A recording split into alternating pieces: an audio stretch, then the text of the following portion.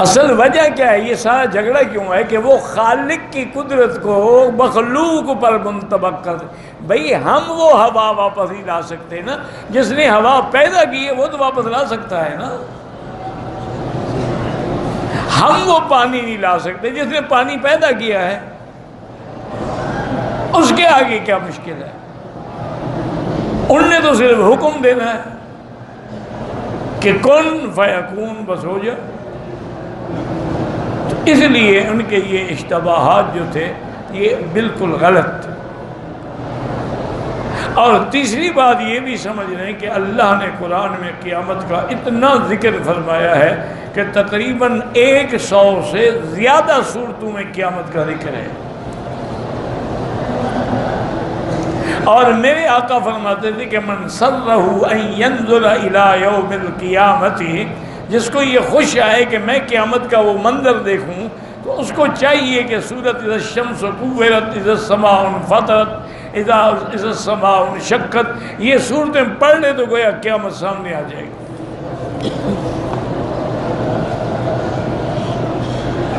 اور اسی طرح صحیح حدیث میں ہے کہ ایک دن سیدنا ابی بکر رضی اللہ تعالی عنہ نے حضور کی داڑھی مبارک میں یہاں پر بال سفید ہونے شروع ہو گئے تھے، لیکن تھوڑے بال سفید ہوئے تھے۔ تو حضرت صدیق نے عرض کیا کہ شبت یا رسول اللہ، حضور آپ تو بوڑھے ہو گئے ہیں، آپ کی داڑھی مبارک تو سفید ہو رہی ہے۔ اور فرمایا کہ ہاں ابو بکر، شیبتنی سورۃ ہود و اخواتہا، مجھے قرآن کی سورۃ ہود نے اور اس جیسی صورتوں نے بوڑھا کر دیا ہے۔ میں جب قیامت کے بارے میں پڑھتا ہوں تو میرے اوپر جو کیفیت طاری ہوتی ہے اس کی وجہ سے یہ ہو رہا۔ ایسے یاد رکھیں حضور کو امت کا فکر تھا، اپنا فکر تو نہیں تھا۔ خود تو رحمت للعالمین تھے، خود تو سید الاولین والآخرین تھے، خود تو مقام محمود پر سرفراز ہونے والے تھے۔ امت کا فکر تھا کہ میری امت کا کیا ہوگا۔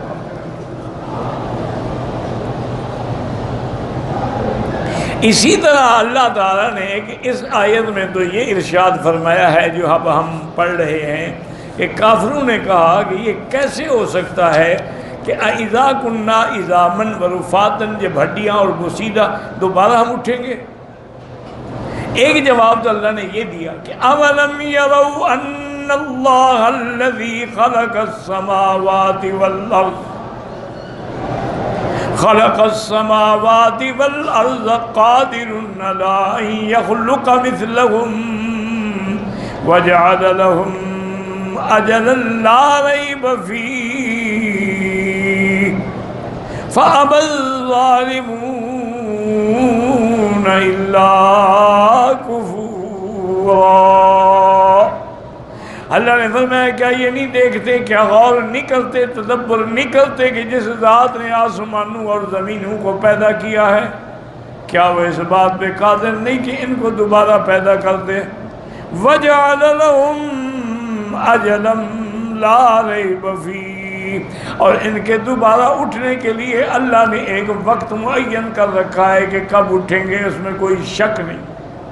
لیکن فَأَبَى الظَّالِمُونَ، اتنے دلائل ہونے کے باوجود، اتنے آیات بینات کے باوجود یہ ظالم جو ہیں انہوں نے انکار کیا ہے اور کفر اور سرکشی میں اور زیادہ بڑھ گئے ہیں۔ اچھا دوسری جگہ اللہ نے ایک اور جواب دیا، فرمایا قُلْ كُونُوا حِجَارَةً أَوْ حَدِيدًا أَوْ خَلْقًا مِّمَّا يَكْبُرُ فِي صُدُورِكُمْ۔ اللہ نے فرمایا تم تو مٹی کے بنے ہوئے انسان ہو، اچھا تم لوہے کے بن جاؤ، تم اور کسی سخت دھات کے بن جاؤ، اللہ تو پھر بھی قادر ہے کہ تمہیں دوبارہ زندہ کر دیں گے۔ اب دوسرا رد اللہ نے ان پہ یہ کیا کہ تم تو ایسے منحوس لوگ ہو کہ اگر اللہ تبارک و تعالیٰ تمہیں قُلْ لَوْ أَنْتُمْ تَمْلِكُونَ خَزَائِنَ رَحْمَتَ رَبِّي، اللہ نے فرمایا میرے بدری آپ ان کو بتائیں کہ اگر ان کو اللہ اپنی رحمت کے خزانوں کا مالک بنا دے یہ پھر بھی بدبخت بخیل ہو جائیں گے۔ لَأَمْسَكْتُمْ خَشْيَةَ الانفاق، یہ اس کو روک دیں گے، خرچ نہیں کریں گے، خیرات نہیں کریں گے، زکوٰۃ نہیں دیں گے، صدقات نہیں دیں گے، کیونکہ ہم کہیں بھوکے نہ ہو جائیں، پیسے اگر سارے خرچ ہو گئے پھر تو ہم بھوکے مر جائیں گے۔ اللہ نے فرمایا وَكَانَ الْإِنسَانُ قُتُورًا، اصل میں فطرت ہی انسان کی یہ ہے کہ اس میں بخل ہے، اس کے اندر خیر یہ روکنے کی باتیں ہیں۔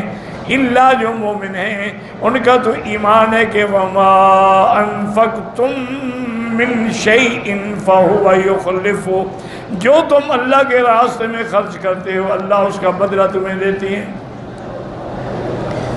اسی لیے میرے مدنی میرے محبوب صلی اللہ علیہ وسلم فرماتے تھے انفق بلالا انفق بلالا، بلال خرچ کرو خرچ کرو، ولا تخشى على ذي العرش اقلالا، اللہ پر تم ڈرتے ہو کہ ہم فقیر ہو جائیں گے، خرچ کرو تم سب صدقہ کر دیا کرو۔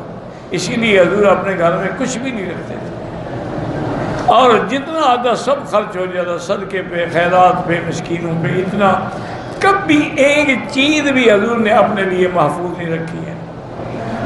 اور اسی طرح میرے پاک مدنی بھی صحیح حدیث سے فرمایا کہ روزانہ 2 فرشتے آسمانوں سے اترتے ہیں، ان کا کام ہی صرف یہ ہے، وہ دعا کرتے ہیں اللہم اعط لکل منفق خلفا، یا اللہ جس نے تیرے راستے پہ خرچ کیا اس کو بدلہ دے، وَأَعْتِ لِكُلِّ مُمْسِكٍ تَلْفًا، اور جس نے بخل کیا اس کے مال کو برباد کر دے۔ اس لیے کافروں کو یہ تھا، اللہ نے فرمایا کہ یہ تو پیسوں کو بھی سین کے رکھتے ہیں کہ کہیں ہم بھوکے نہ ہو جائیں، حالانکہ ان کو چاہیے کہ اللہ تبارک و تعالیٰ جب چاہیں جیسا چاہیں دوبارہ عالم کو پیدا کرنا اللہ کے لیے کوئی مشکل بات نہیں ہے۔ واللہ اعلم۔